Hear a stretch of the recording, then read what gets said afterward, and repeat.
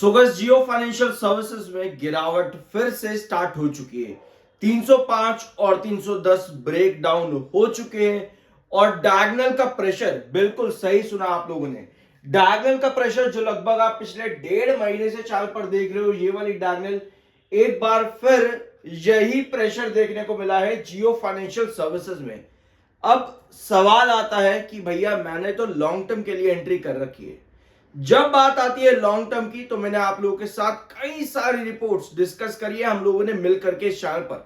Market experts की report, company के financial fundamental, सब चीजों पर। और लॉन्ग टर्म की position majority of market experts की तरफ से यही आती है 350 से 450।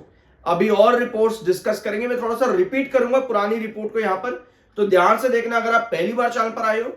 और यार क्यों जियो फाइनेंशियल सर्विसेज लॉन्ग टर्म कह करके जो हम इसके अंदर बैठे हैं आज भी, क्यों लॉन्ग टर्म हमको मिल नहीं रहा है, उसको यहां पर फिर से समझेंगे। ऑलरेडी मैं इस पॉइंट पर लॉन्ग टर्म जियो फाइनेंशियल सर्विसेज क्यों खतरनाक साबित हो सकता है, इस पर मैं कई सारी रिपोर्ट्स आप लोगों के साथ डिस्कस कर चुका हूं। बट अगर आप पहली बार आए हो तो इन 3 पॉइंट्स पर एक बार नजर डालना: डाइवर्सिफिकेशन, एस्टैब्लिशमेंट एंड ग्रोथ।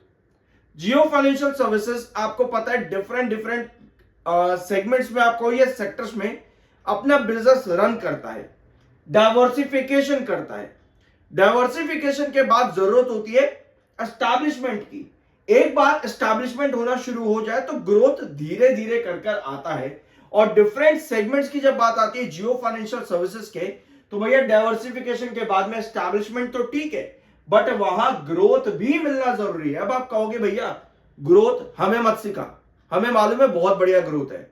तो भैया दिक्कत कहां पे है? ये 3 पॉइंट्स में ही दिक्कत है।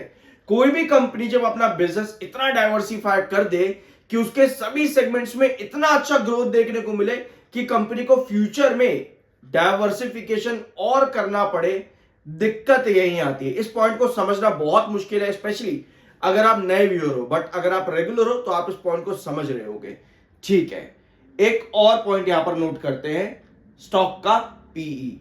आपको पता है जियो फाइनेंशियल सर्विसेज का पीई का डाइवर्सिफिकेशन ही, पीई का डाइवर्सिफिकेशन की बात मैं कर रहा हूं, बहुत ज्यादा देखने को मिला है। 48 तक के पीई से ये स्टॉक 300 तक के पीई पर भी एक टाइम पर जा चुका है। आपको पता है इस समय स्टॉक का पीई 119 है।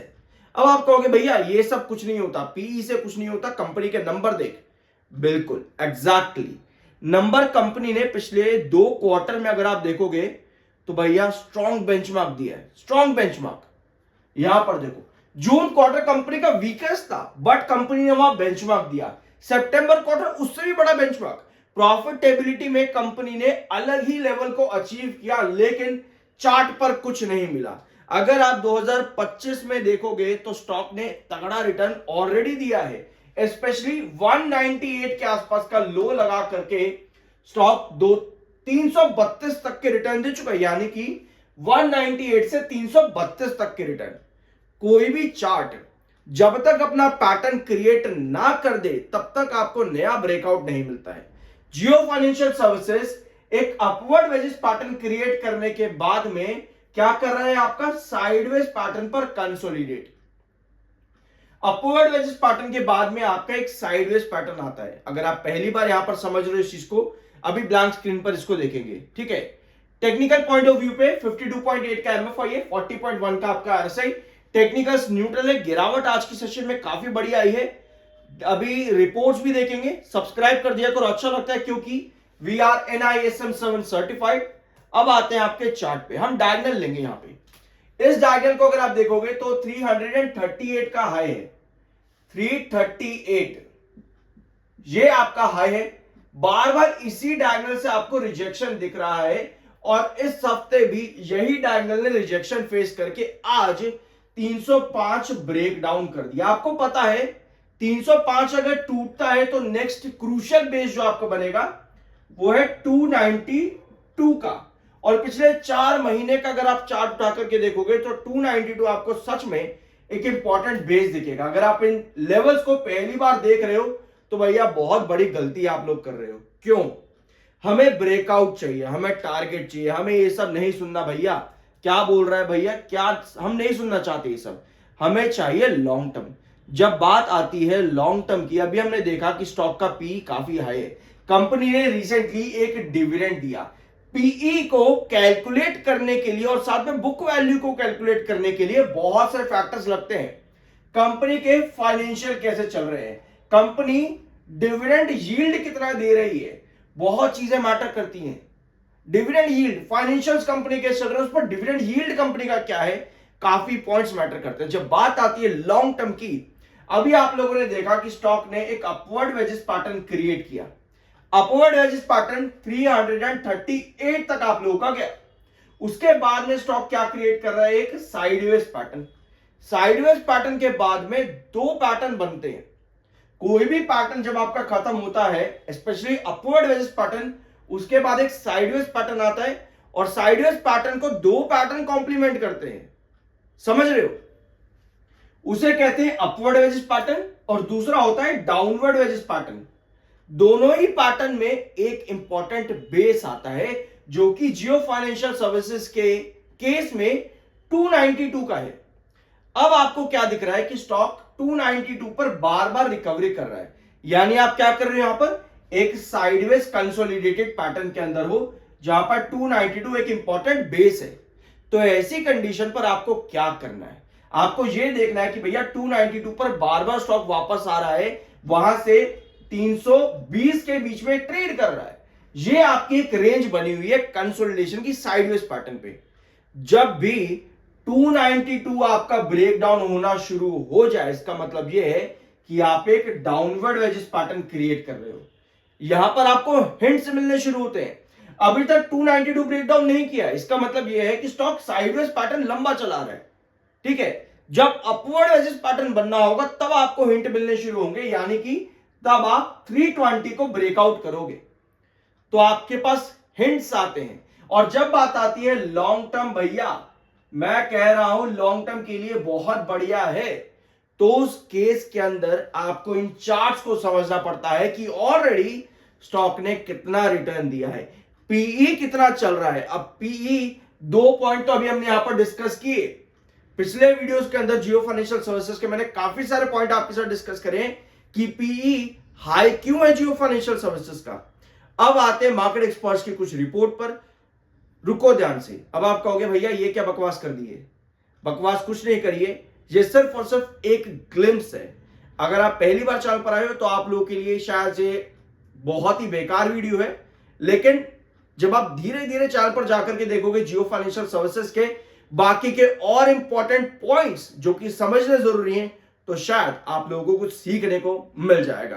तो वीडियो को एंड तक देखना। मार्केट एक्सपर्ट्स की रिपोर्ट लॉन्ग टर्म पर्सपेक्टिव के लिए क्या कहती है उसको भी यहां पर समझ लेते हैं। पहली रिपोर्ट पर आते हैं मार्केट एक्सपर्ट्स की तरफ से, जो कि आती है जियोजीत फाइनेंशियल्स गौरांग शाह की तरफ से। गौरांग शाह का यहां पर कहना है कंपनी का मैनेजमेंट और फाइनेंशियल्स दोनों बहुत अच्छे हैं और जियो फाइनेंशियल सर्विसेज एक गुड कंपनी है, ठीक है भैया, कंपनी अच्छी है, ठीक है, समझ में आ गया। लेकिन गौरांग शाह का जो यहां पर टारगेट है आपके जियो फाइनेंशियल सर्विसेज को लेकर के, वो है 350 का, और वो भी लॉन्ग टर्म में। If your view is long term then you should not worry of the stock consolidations और शोज करेक्शन, यानी कि अगर आप एक अच्छी कंपनी में हो तो आपको लॉन्ग टर्म के अंदर वहां बने रहने में कोई दिक्कत नहीं है, वो भी तब अगर स्टॉक कंसोलिडेशन दिखा रहा है या पर करेक्शन दिखा रहा है। इतना कह के इन्होंने बाइंग की रेटिंग दी है जियो फाइनेंशियल सर्विसेज में लॉन्ग टर्म के लिए और टारगेट रखा है 350 के आसपास का। अब यह बात हो जाती है लॉन्ग टर्म की। अगर आप देखोगे विवेक कारवा जो कि एक और मार्केट एक्सपर्ट्स है, इनका भी आपको सिमिलर ही ओपिनियन देखने को मिलता है 350 के टारगेट के साथ में। अब 350 के टारगेट आपने काफी सारी रिपोर्ट्स में अलग अलग जगह पे सुने होंगे।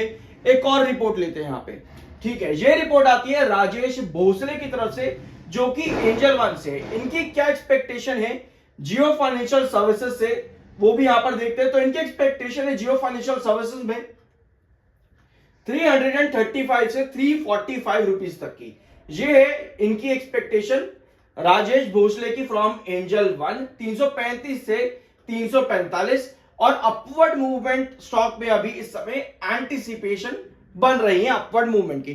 तो भैया यहां पर भी मार्केट एक्सपर्ट्स जो है एंजल वन से, इनकी भी छोटी एक्सपेक्टेशन है, लेकिन लॉन्ग टर्म में ये एक्सपेक्टेशन है 335 से 340 के आसपास। अब अगले मार्केट एक्सपर्ट्स पर आते हैं तो साल 2025 के आखिर तक आपको Suzlon energy Jio financial services लगभग 350 तक देखने को मिल सकता है। According to market experts and analyst साल 2025 में कंपनी की जो करंट ग्रोथ है वो 290 से 350 बताते हैं, यानी कि 290 को तो आप सरपास कर चुके हो और 292 आपका एक इंपॉर्टेंट बेस भी है, पता होगा आप लोगों को, और 350 का हाईएस्ट लेवल देखने को मिल सकता है आपको 2025 खत्म होते होते। सिर्फ और सिर्फ 2 महीने बचे हैं, ज्यादा टाइम बचा नहीं है। बट आने वाले 5 सालों के अंदर आपको क्या प्रोजेक्शन दिख रही है जियो फाइनेंशियल सर्विसेज की?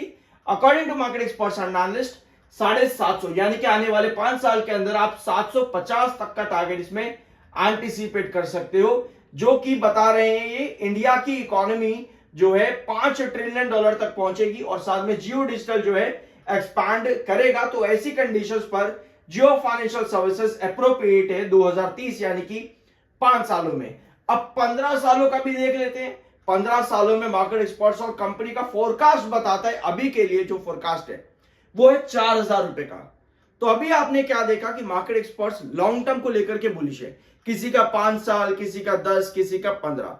अब जब भी इस तरह की पोजीशंस आपके पास आती है कि भैया मार्केट में लॉन्ग टर्म इन्वेस्टमेंट की बात चल रही है, तो ऐसे में आपको हमेशा पता है क्या करना चाहिए। अभी मेरे पे एक कमेंट आया, पता नहीं इरेडा पर था वो कमेंट, यस इरेडा के ऊपर वो कमेंट था, इरेडा के वीडियो पे कमेंट आया था कि ये बेकार कंपनी है, 2024 में वहां खरीदा था, मुझे लगा बढ़ जाएगा, मतलब हाईएस्ट पे 350 325 जो भी उसका हाई है इरेडा का, वहां पर एंट्री करी, मैंने सोचा लॉन्ग टर्म के लिए रखता हूं, बढ़ जाएगा। आज उठा करके देखा तो भैया गिरा पड़ा है, कुछ भी नहीं मिल रहा, आधा ही हो रखा बल्कि, ठीक है। मतलब उन्होंने 300 पर लिया, सोचा लॉन्ग टर्म के लिए, 1 साल बाद आकर के देखा तो उनका शेयर आधा हो रखा है। ध्यान से सुनो, जब भी आपके पास लॉन्ग टर्म और फोरकास्ट वाली चीजें आती है ना, ये आपको पता है क्या बताती है कि कंपनी की अभी कंडीशन क्या है, अभी कंपनी की ग्रोथ क्या है, या फिर अभी मार्केट की कंडीशन क्या है।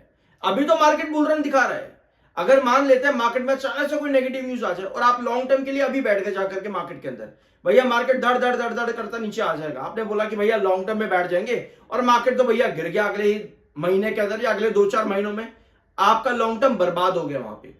तभी कहते हैं फोरकास्ट, और जब भी लॉन्ग टर्म की पोजीशन आप लेकर के जा रहे हो, आपको हमेशा अपने पूरे डिसीजंस को इवैल्यूएट करते रहना चाहिए टाइम टू टाइम।